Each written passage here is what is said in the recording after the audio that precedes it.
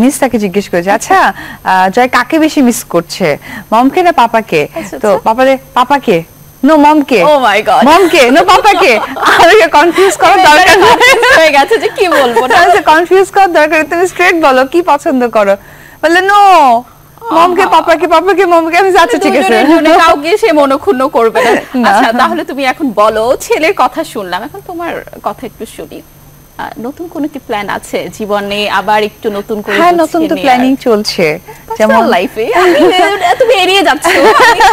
জীবনে তো আমাদের ভালো লাগা ভালোবাসার মানুষ আসে, না লাইফটা হচ্ছে কি জার্নি, লাইফটা হচ্ছে কি অনেক বিশাল একটা জার্নি। সেই জার্নিতে সাকসেস হওয়াটাই হচ্ছে কি চিরজীবন বেঁচে থাকার একটা অবস্থান।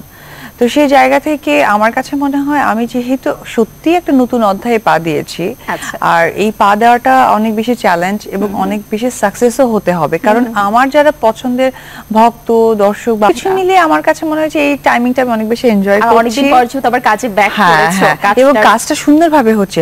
সবথেকে